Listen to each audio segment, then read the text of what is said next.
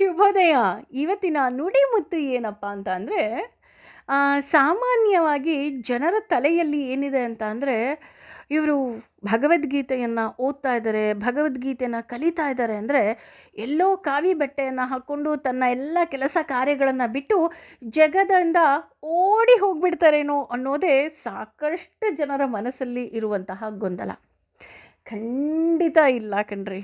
ಭಗವದ್ಗೀತೆ ಇದನ್ನು ಹೇಳುತ್ತಾ ಅಂತ ನೋಡೋದಿದ್ರೆ ಖಂಡಿತ ಇಲ್ಲ. ಭಗವದ್ಗೀತೆಯಲ್ಲಿ ಭಗವಂತ ಇದು ಯಾವ ವಿಚಾರವನ್ನು ಸಹ ನಮಗೆ ಹೇಳೋದಿಲ್ಲ.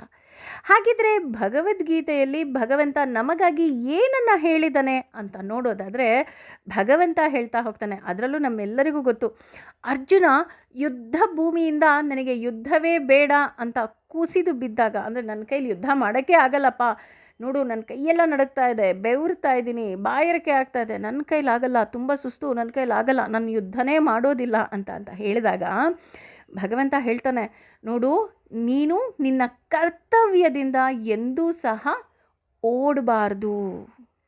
ಅಂದರೆ ಭಗವಂತ ಹೇಳ್ತಾ ಹೋಗ್ತಾನೆ ಭಗವದ್ಗೀತೆಯಲ್ಲಿ, ನಾವು ನಮ್ಮ ಕರ್ತವ್ಯವನ್ನು ಮಾಡಬೇಕು, ಎಂದೂ ಸಹ ನಮ್ಮ ಕರ್ತವ್ಯದಿಂದ ಓಡಬಾರ್ದು. ಹಾಗೆ ಈ ಜಗತ್ತಿನಲ್ಲಿ ನಮಗೆ ಅಂತ ಇರುವ ಎಲ್ಲ ಕರ್ತವ್ಯಗಳನ್ನು, ಕರ್ಮ ಈಸ್ ನಥಿಂಗ್ ಬಟ್ ಕೆಲಸ, ಎಲ್ಲವನ್ನು ಮಾಡಬೇಕು. ಹಾಗೆಯೇ ಆ ಎಲ್ಲ ಕೆಲಸಗಳನ್ನು ನಾವು ಭಗವಂತನಿಗೆ ಅರ್ಪಿಸ್ಬಿಡಬೇಕು. ಆ ರೀತಿ ನಾವು ಮಾಡಿದ ಕರ್ಮಗಳನ್ನು, ಕೆಲಸಗಳನ್ನು ಭಗವಂತನಿಗೆ ಅರ್ಪಿಸಿದಾಗ ನಮಗೆ ಯಾವುದೇ ರೀತಿಯಾದಂತಹ ಪಾಪದ ಲೇಪ ಇರುವುದಿಲ್ಲ. ಕರ್ಮಣ್ಯೇವಾಧಿಕಾರಸ್ಯೇಮ ಫಲೇಷು ಕದಾಚನ. ಅಂದರೆ ಕೇವಲ ನೀನು ನಿನ್ನ ಕರ್ಮವನ್ನು, ಕೆಲಸವನ್ನು ಮಾಡು, ಅದರ ಫಲವನ್ನೂ ಸಹ ನೀನು ನಿರೀಕ್ಷೆ ಮಾಡಬೇಡ. ಅದರ ಫಲವನ್ನು ಅದರ ಸಮಯ ಬಂದಾಗ ನಾನು ಕೊಟ್ಟೇ ಕೊಡ್ತೀನಿ. ಅಷ್ಟೇ ಅಲ್ಲ, ಈ ರೀತಿ ನಾವು ಕಂಪ್ಲೀಟ್ ಸರೆಂಡರ್ ಆದಾಗ ಭಗವಂತನೇ ಹೇಳ್ತಾನೆ, ಅನನ್ಯಾಶ್ಚಿಂತಯಂತೋ ಮಾಂ ಯೇ ಜನಾಃ ಪರ್ಯುಪಾಸತೆ ತೇಷಾಂ ನಿತ್ಯಾಭಿಯುಕ್ತಾನಾಂ ಯೋಗಕ್ಷೇಮಂ ವಹಾಮ್ಯಹಂ. ನಾವು ಯಾವಾಗ ಯಾವುದೇ ಕಾಮನೆಗಳಿಲ್ಲದೆ ಭಗವಂತನಿಗೆ ಶರಣಾದಾಗ, ಭಗವಂತನನ್ನು ನಂಬಿದಾಗ, ಭಗವಂತ ನಮ್ಮ ಯೋಗಕ್ಷೇಮ ಅವನು ನೋಡ್ಕೊಳ್ತಾ ಹೋಗ್ತಾನೆ.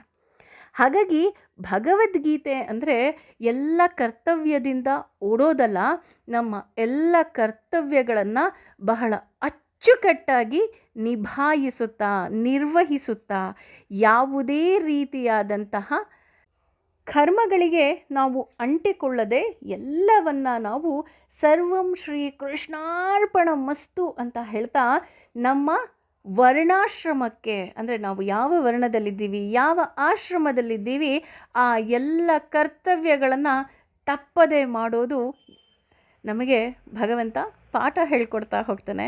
ಅಂದರೆ ಹೇಗಿರಬೇಕು ಅಂದರೆ, ತಾವರೆ ಎಲೆಯ ಮೇಲೆ ನೀರಿದ್ದ ಹಾಗೆ.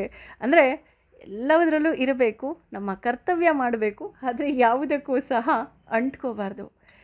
ಸರ್ವಂ ಶ್ರೀ ಕೃಷ್ಣಾರ್ಪಣಮಸ್ತು ಅನ್ಬೇಕಾದ್ರೆ ಕೇವಲ ಬಾಯಿಯಿಂದ ಹೇಳೋದಲ್ಲ, ಮನಸ್ಸಿನಿಂದ ಆ ಮನಸ್ಸನ್ನು ಭಗವಂತನಿಗೆ ಅರ್ಪಿಸೋದು.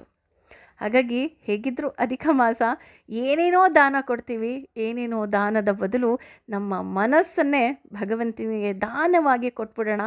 ಆ ಮನಸ್ಸಿನಲ್ಲಿ ಭಗವಂತ ಸದಾ ಬಂದು ನೆಲೆಸಲಿ. ಏನಂತೀರಾ?